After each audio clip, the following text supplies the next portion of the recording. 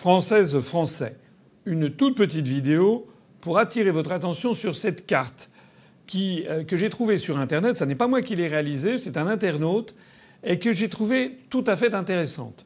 Je l'ai vérifiée, je ne suis pas sûr à 100% de toute l'exactitude de ce qu'il y a dedans, mais en gros, c'est une carte qui est en gros fiable. Cette carte représente le monde et vous avez l'utilisation qui est faite dans les pays du monde de l'hydroxychloroquine pour lutter contre la Covid-19. Ce que vous voyez sur cette carte, c'est que les pays en rouge, c'est-à-dire pour l'essentiel les pays de l'Union européenne, le Canada, les États-Unis, la Colombie, l'Afrique du Sud, l'Australie, et puis une petite surprise, le Pakistan. Dans ces pays qui sont de couleur rouge, l'hydroxychloroquine son usage est très limité.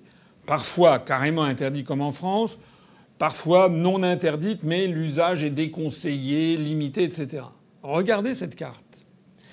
Maintenant, les pays qui sont en vert prairie, en vert fluo, ce sont les pays où, au contraire, l'hydroxychloroquine est utilisée largement comme thérapeutique prophylactique à la Covid-19. Vous avez notamment la Russie, la Chine, l'Inde, un grand nombre de pays d'Afrique, et puis également de quelques autres pays en Asie du Sud-Est.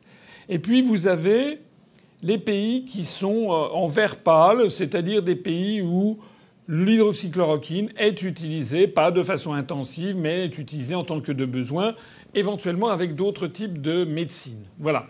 J'ai oublié de citer parmi les pays rouges le Chili. Pourquoi je vous montre cette carte? Parce que je la trouve assez intéressante, même très intéressante. Pourquoi? Parce qu'elle montre que les pays qui sont en rouge sur cette carte, c'est-à-dire les pays qui interdisent ou utilisent très peu, et déconseillent, dénigrent l'utilisation de l'hydroxychloroquine, se trouvent être à peu près, à quelques exceptions près, mais des pays qui sont sous la domination américaine. Tout se passe donc comme si ce virus était finalement un virus qui suscitait des réactions éminemment politiques.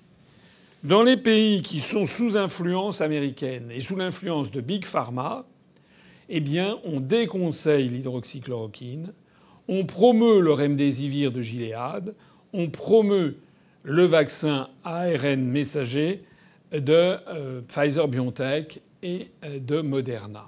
C'est ça la vérité.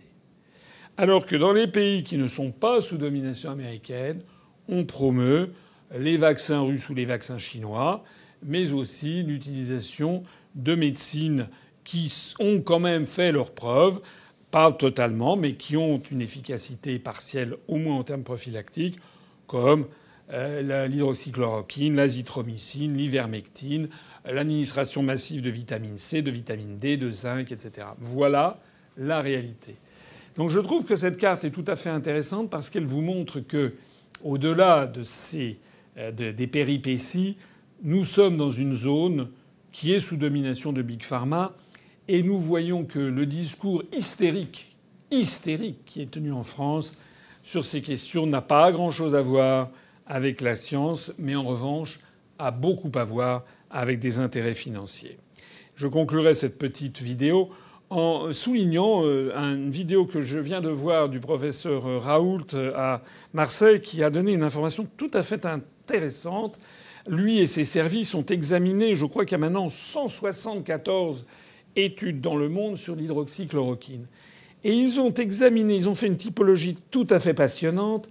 Ils ont examiné le résultat de ces études en fonction de qui y participe et qui est derrière. Et le professeur Raoult et ses équipes ont montré que les études qui sont réalisées sur l'hydroxychloroquine, lorsqu'elles sont réalisées par des entités ou des professeurs ou des médecins qui sont par ailleurs financés par Gilead, qui donc ont un conflit d'intérêts avec l'hydroxychloroquine, 73% des études étudiées dans ce cadre ont montré que l'hydroxychloroquine serait inefficace. En revanche, et qu'en revanche le remdesivir serait à 100% efficace.